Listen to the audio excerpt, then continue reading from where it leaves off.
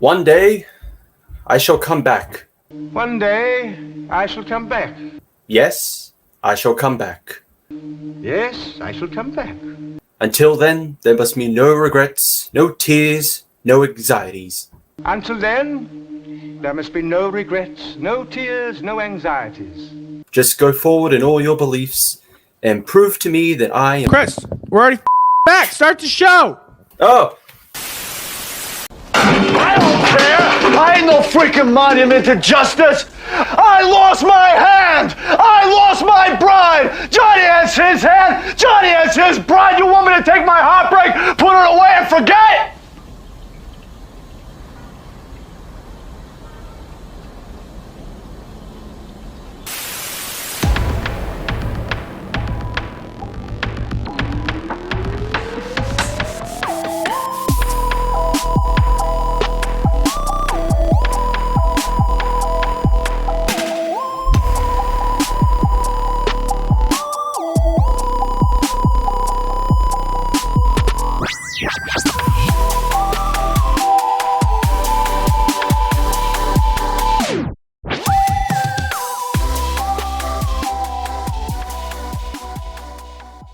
Welcome back to Madmen with the Books. I'm Chris, joined as always by Professor Pixel and Jimmy. And I think we all survived this episode. We're all survivors of Doctor Who. Flux. Jimmy, you found some very interesting pieces of work. Did you want to have Professor Pixel or yourself show us what they are? Yeah, so we saw, so these are like behind the scenes. A lot of people have been theorizing what's happening, and a lot of people think it's John Bishop, Dan, basically saying, to Graham that, Yaz has passed away. Yaz has died. A lot of people have been theorizing that, but BBC did come out. I think that's just wishing more than anything. Yeah, I think it's crossed. So the BBC came out and actually told us what's really happening. If you want to show that. Oh damn! He's showing those smooth skills. You listen here, Dan. My step grandson. He's black. He's taught me the way of the streets. Let me break it down for you. I'm just not going to be a part of this anymore. I'm going to get canceled for a hate crime that I didn't even do. He's Australian. He's got the card. That explains everything. He's Australian. I'm in crime. I mean, he's already established you can say words we can't. So. Oh, you mean like? Wow. Did the McFarlane brand release this? So yeah, we found there's this a prowler on the loose, terrorizing basically all of England. And we found out it's Dr. Karen. Jeez, I don't like that name. Jeez. Oh no! It looks like a Karen. They just painted. No wonder why Ryan left. Yeah, no, Ryan. You know what's really ironic? Because you know what this looks like? Because you see that up there. It's a Christmas ornament. It looks like a pretty beautiful keychain to me. I don't think it's a keychain. I really think it's a Christmas ornament. You can make any Christmas ornament, into like a keychain thing. If you're brave enough. Can. You can. It just look weird. I think she looks fantastic. Yeah. You can't even say that with a straight face, can you? Hasbro, eat your heart out. You think it bothers me? Look at her eyebrows. They're painted in that style when we could see right underneath the ridge of the eyebrows. Go back. Hey, it's the Grand Serpent. This was him before he figured out how to control the snake urges. So this is Craig Parkinson. Oh man. Does Craig Parkinson have a Twitter or anything? I want someone to add him with this picture. He does. Oh my god. Someone needs to add him, just like, man, I love your role in Doctor Who. I'm going to do that on the main Madman with the Box account. Do it. Please do. Please. I'm going to. After the show, please do that. So I don't know if you guys know, Classic Centauran's ears are kind of shaped weird. They look very kind of gross to me. Can we get a zoom on what they look like? They look like the female reproductive organ. You know, it's a good thing it's no longer November. Oh God, no. Dick down December. Let's go, boys. No, it's we have something here in the States called Dead Dick December, where each I'll cut this out. I can keep it. Yeah. I don't care. I picked up a comic book, the first one in a while. Comics, what a nerd. What a Professor- loser. So that's how we met, guys. That's how we met. Eat hot death. Sorry, I thought we all appreciated art here. This is what I read. It is a comic book by Titan Comics, and they do Doctor Who. And this is the first issue of Empire of the Wolf, written by Jody Hauser, and the art by well, I'm not even gonna try to pronounce that. Roberta Ingranata. Yes, and this is the story of, well, so far issue 1, one of the Roses we see. It's about like what happened to her after the Meta-Crisis Doctor and her kind of hooked up and stayed in that the other universe. Yeah. Yeah, and you know what? It's fucking good. Jody Hauser recently did the Missy story right before this. I think it was 4 issues. Fantastic. I loved it. Missy's my favorite master, and she just added upon it. It was great. And then this came out. Oh boy. Oh, Jody Hauser, you are so good. You know, I'm saying that about Rose in that pose. That's doing something to me, man. Lucky it's December right now. You know that's a drawing, right? That's fake. Yeah.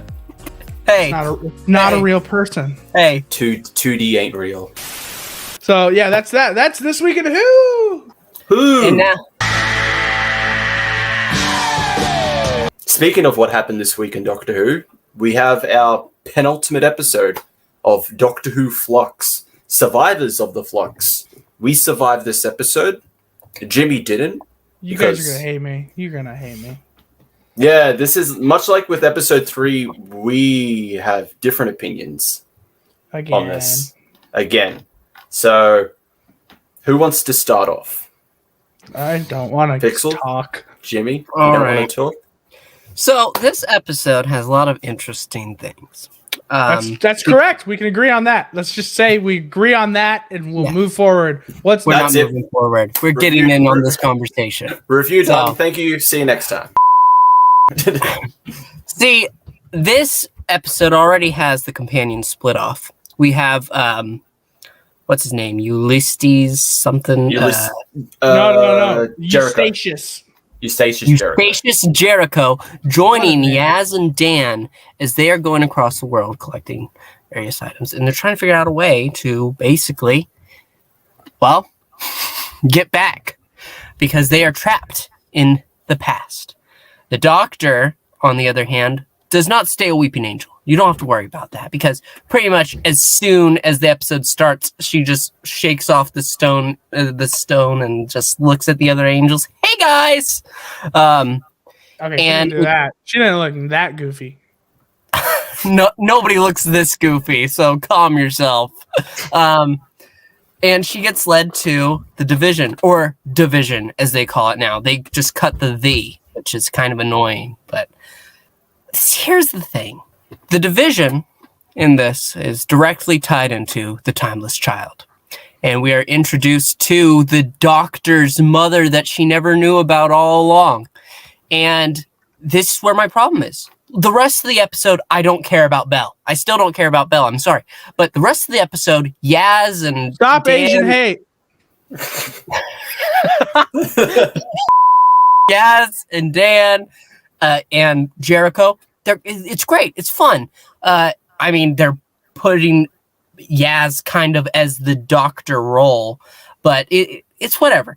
The Doctor, sadly, is tied up in this emotional family drama that she never even really had to worry about because if she remembers being a small boy on Gallifrey and that's how she grew up. And now we're just, you took my memories away from me, she says to her adoptive mother.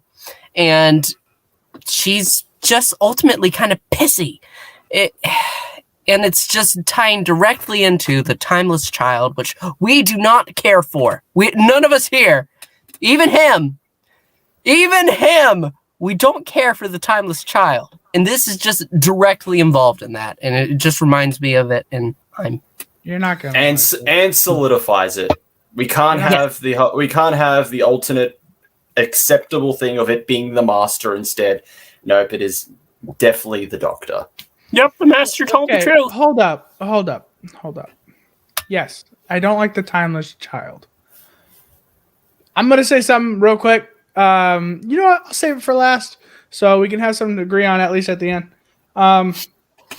Even though I'm not a big fan of the timeless child, like to the point where that makes me want to commit seppuku. I really like the scenes with Tecteun and the Doctor so much. I can't tell you why. Cannot tell you why. I just really enjoyed it. I thought they were interesting, and the idea of like the Flux, they're outside the universe. This universe is destroyed, and her like, I want to get to know. Okay, we all knew the timeless child was not going to be retconned. Let's be honest, we all knew. So like the idea of like, all right, who is she really? It's kind of cool, but please don't fuck it up. I mean, they will, but please just, I have hope for now. I really liked that. But I'll say this so we can agree on it now. There was a part of that scene with Tecteun that I hated, which was she wiped the memory of the Doctor. Mm-hmm. We can agree on that. It says it many times. Yep. And then she goes, "Do you remember me?" You wiped her mind. Yeah, weird little contradiction. It's like, yeah, I wiped your memory. Do you remember me? It's like, my work is good. My work is good. I think I'm so great at my job. You're starting to know the truth, and so you don't remember me yet, huh? No, because you're digging into the past.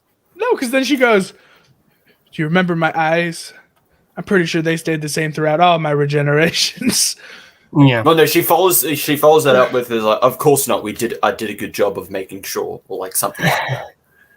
Here's the thing. I really have to dig into this because the Division was created on Gallifrey to basically interfere, which is absolutely the opposite of what Time Lords have always done, pretty much. And the Doctor pretty much says this, but she's like, "Oh, well, you know, some people are just too stupid and just need our guidance." Have you thought about this? Have you thought about this? Sometimes people do bad things because they do it, and they don't copy every other. They don't conform. I don't know. It kind of sounds like the Doctor to me that she left Gallifrey. She ran away, broke the rules, going through interfering with stuff. Yeah. This person goes, yeah, I don't want to do what the Time Lords tell me to do, so I'm going to do something else. Probably, hear me out now. I'll tell you why she did it. This might be a little bit risque, but she's a bad guy. Listen. No. Tecteun did not go against the Time Lords. The Division was created by the Time Lords. That's what we learned. She created the Division. Yes, she did. But with approval from the Time Lords. The whole thing is that, this is our operations on Gallifrey, that we made sure that you didn't know about this, and we kept the main Time Lords. They're basically the Secret Service, the Kingsmen of Gallifrey. They are approved. Their interventions are accepted. And the whole point of the rest of the Time Lords is to think, oh, well, we're perfect because we're just monitoring time. See why I'm upset? This is so stupid. So stupid. I don't see why you're upset. A person broke the rules of Gallifrey because they're bad. She did not break the rules of Gallifrey.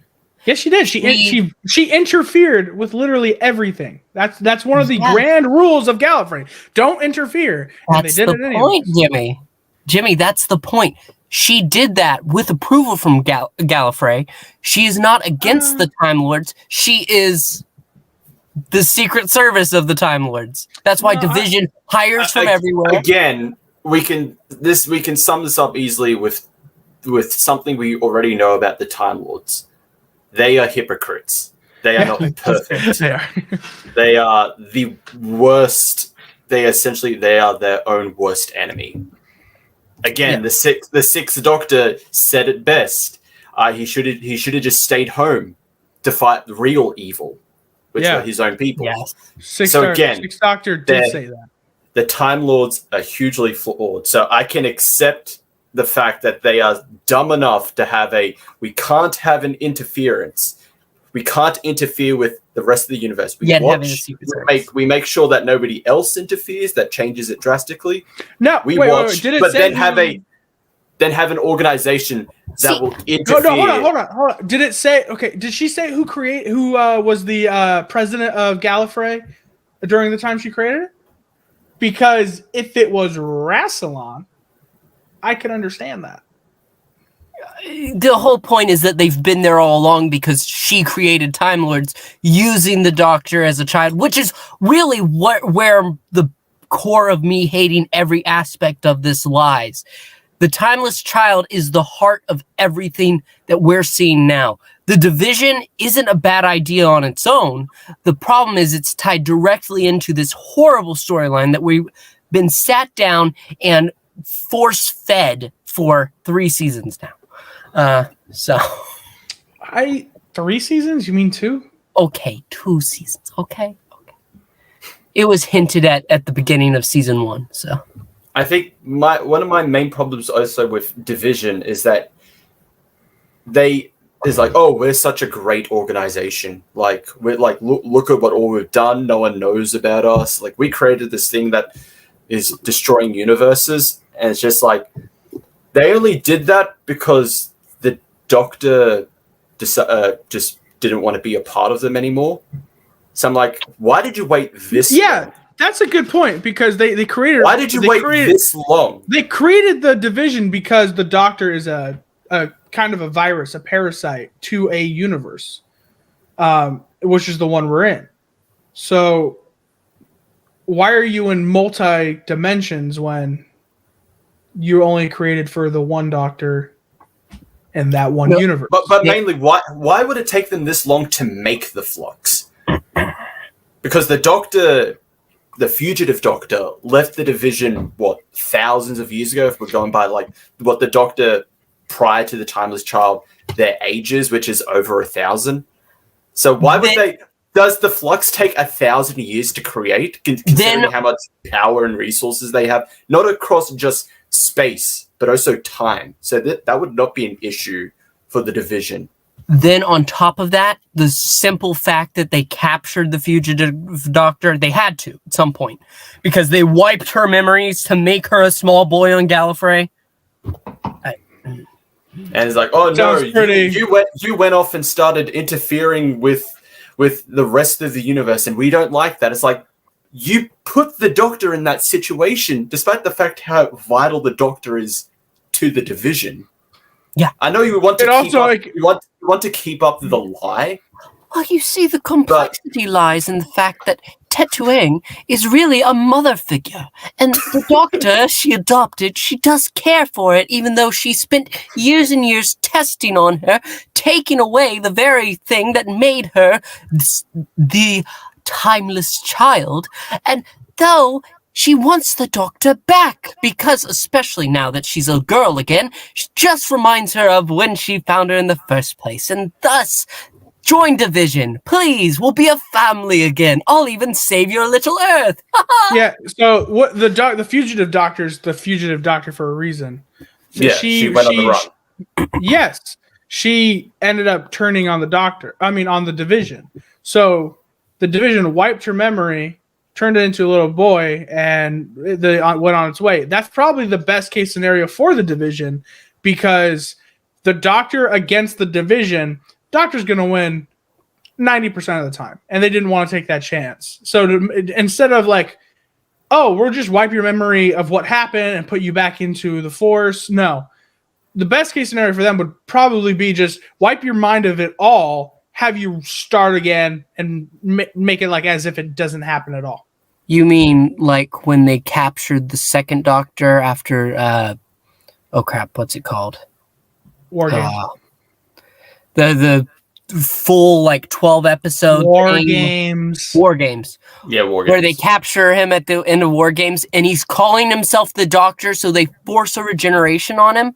Division wouldn't step in that moment and say, well, look what you've done again. You've become the Doctor again. So let's go ahead and lock you up. It's insulting.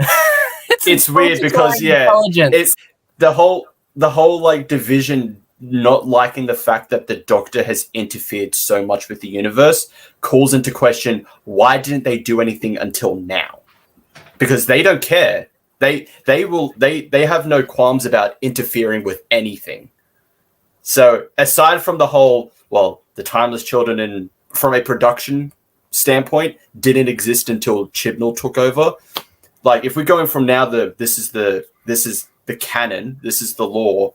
Why did they wait until now to interfere by using the Flux? What if? Okay, hear me out. What if Division actually isn't that old? What if they did what the Centaurans did in episode 2? Just instantly, boom! Now they're in every time zone of all, like everywhere. Well, actually, they did that at the end of this episode too. Maybe. I don't know. That's the problem with, we still don't know a lot about Division, and it seems like now with Tectuine dead, consider she says like she's technically the leader. She's all they have left. It's like, oh yeah, I guess it falls on to me that I'm the leader. That implies that there isn't much leadership there left. So I'm guessing there is no more Division, considering she gets disintegrated by Swarm. I mean, there's still a shit ton of weeping angels. Yeah, but they're just operatives. They're not the. Yep. That's the biggest downgrade of the century. Oh yeah, these are our secret agent angels. But not the Doctor starting out as Hartnell and then psych. Actually, you're a little black girl. Nothing. But that's not a downgrade. Yeah, I think we've. That was last year. I think we've talked. You said of the century. I think we've talked enough about Division. I think we can kind of. Worst part of this episode for me, I liked this episode quite a bit. Pretty much everything except for one thing. Yaz. And this is one of the first episodes where I like, oh Yaz, I hate this character. This is the first episode in a while where I just don't like this. Which is weird because I think this is the first time I wasn't that like, I didn't like the Yaz stuff in the previous episodes.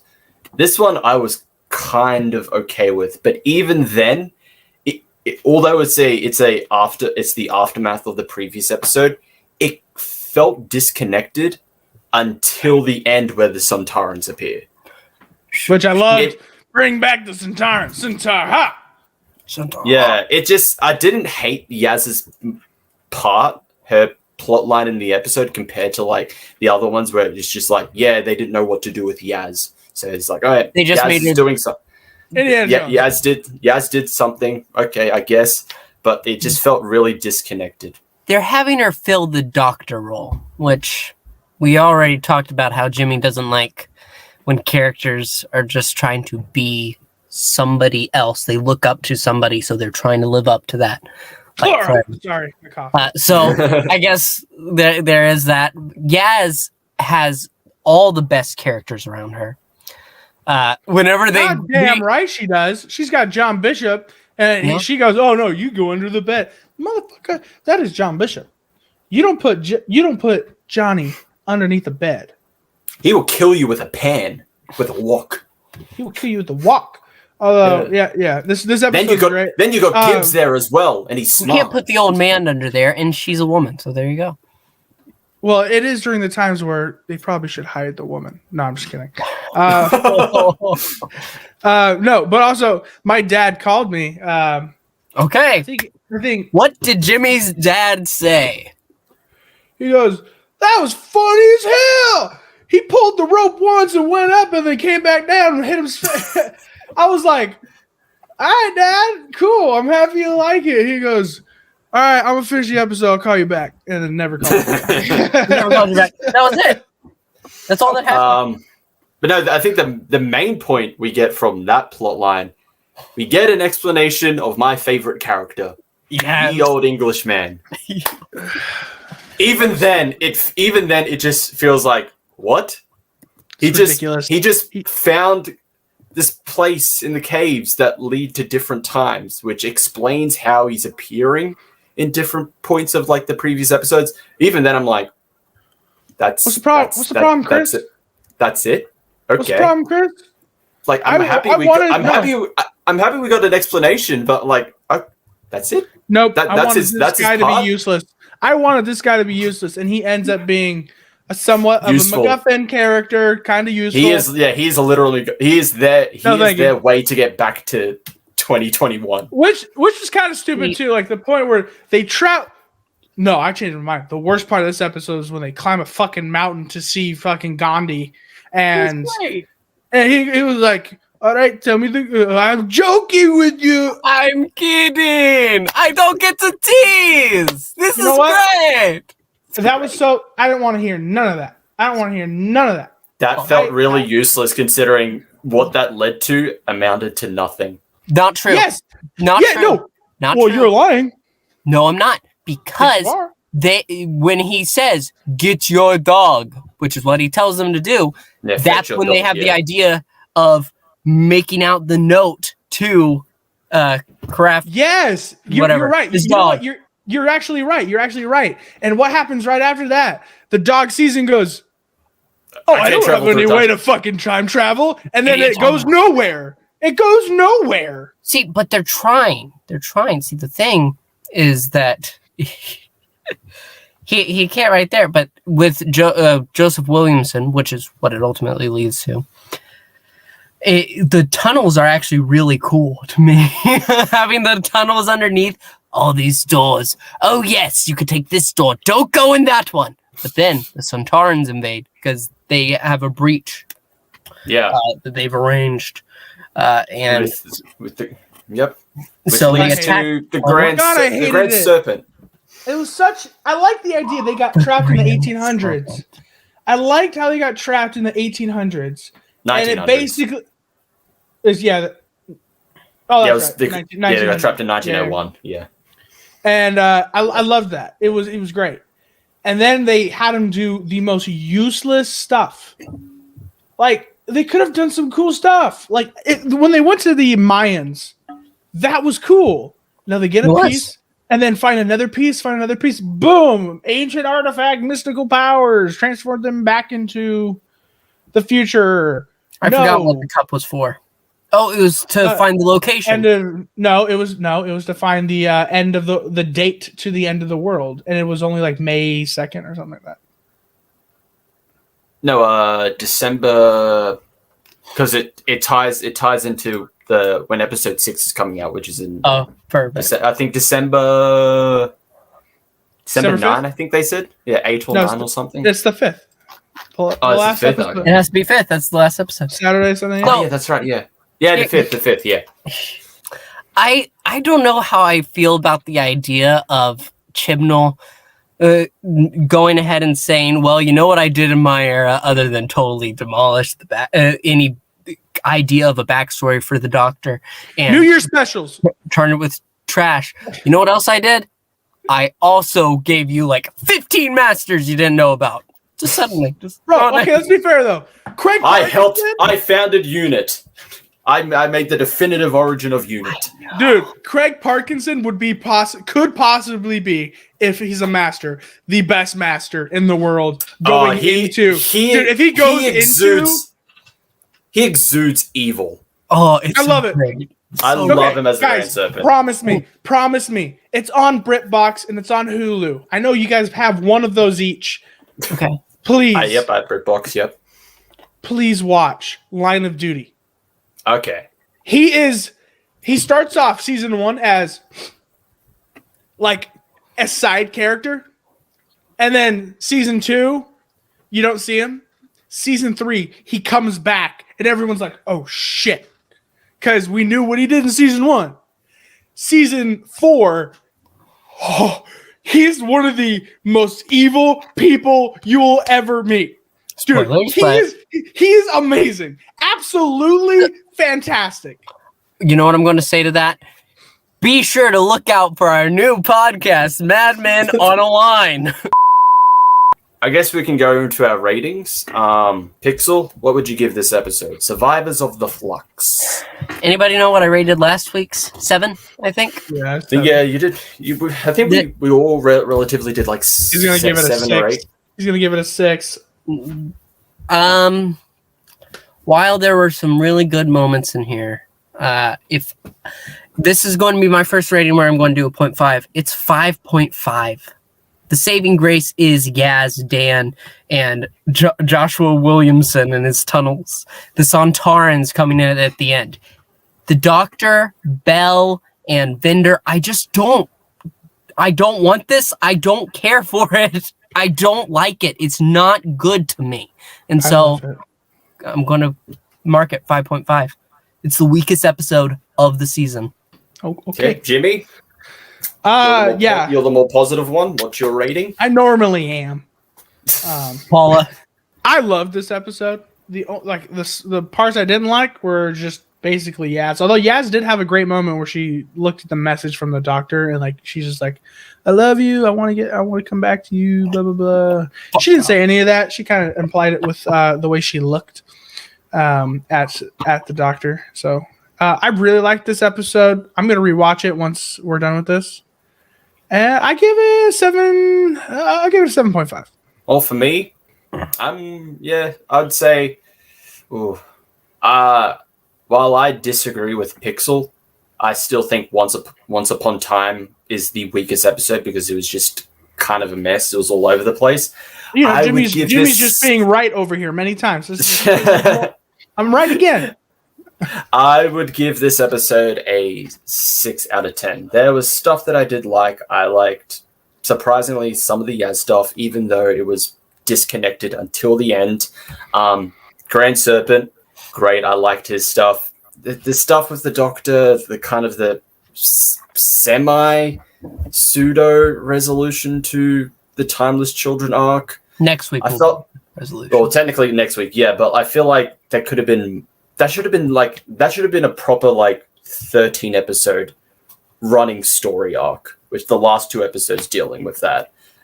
It felt like there should have been way more to it. Despite the fact that I don't like the Timeless Children thing, there should have been way more to that. Just killing off Tech-Toon is like, yep. Yeah, that was stupid. She was great. She was great in that role. It was great. Like she should have been the main antagonist of a full proper season. Also, the ending to that was kind of really stupid. This is the second time Swarm Deus Ex Machina himself to the place. No. This is the second time Swarm has had a cliffhanger of him just going up to a person they're going to kill them. I'm going to kill you. And given that we see the previews, it's obviously he's not going to kill the Doctor because we see Azure open up the fob watch. It's also called Doctor Who. It's also called Doctor Who. We still have the 2023 and we got a special coming. Yeah, and we got Russell T Davies. So there's one last thing. They don't know how to end an episode. Not the actual thing itself. The thing itself is fine. But there is a specific way you go about ending it. You amp up the music. You go ahead. You take that final look at the Doctor or companion or the monster's face. And then you roll the credits. They don't know how to do that. Pisses me off. pisses me off. So we have one last thing. Yeah. You found art. Some I other found art. True Australian. No, it's not Australian. They suck. Italian. True Italian. Italian. True Italian. As authentic Italian Chris Pratt would say, "Mamma mia." We'll do the Picasso. We'll do the Picasso. Look, I love this. I love this piece. I saw it and I was like, you know what? I kind of want to give it some credit. I have no idea who did the art. I just saw it on Twitter and I was like, whoever did this, true talent. This is amazing. I love it. Yeah. All right, guys. Good talk. Appreciate this, guys. I'm looking. There's nothing else said. Yeah, There's it nothing to good. really say. I wish we could credit them because they did a good job. It's called Doctor Who. That's the name of the artwork. Yeah, go down. Go down. Name artwork. There we go. Okay, cool. Nice. Got it. What name? It has two. Name artwork and Doctor Who. No, it's actually one word. Name artwork Doctor Who. Do you know what that means? Absolutely nothing. No one was credited. Some people call it Who. Some people call it Doctor. No, it's actually one word. One word. Doctor Who. I like how his artwork, his nose is just way over there. I really like it. I hate this. You don't like this? I like it. No. You know, I'm not a big Picasso guy either, though. So I'm not in for that expressionist shit. Yeah, we all have our flaws. That's yours. Oh. All right, let's show. We got one more. We got one more show. This one's really good, guys. This one is a fan-made one, obviously, and someone just wanted. I think it's called Man's Best Friend. Oh no. And in it, we're gonna see a love story. Jimmy, I think we need to let the work speak for itself. Okay, yeah, go ahead. Oh my god. You're gonna have to censor this. Yes. I'm just gonna censor the part where they connect. In it, we see Hell. Have you guys ever watched the movie Brokeback Mountain? Oh no. No. Have you ever heard of the term YIF? No, have you guys ever seen Brokeback Mountain or heard of it? Yes. All right, it's nothing like that. All right. Get that off screen. Get it. But that's it for the episode. Thank you all for watching. As always, you can check us out in our respective whatevers. But we will see you next week for the finale. Ooh. The Vanquishers? The Vanquishers. What will happen? We don't know. Will we get a Scott Snyder ending where we just get everything thrown at the end because he doesn't know how to end a story? You have to tune in next week. We're getting Michael Jackson. There's one last thing. They don't know how to end an episode.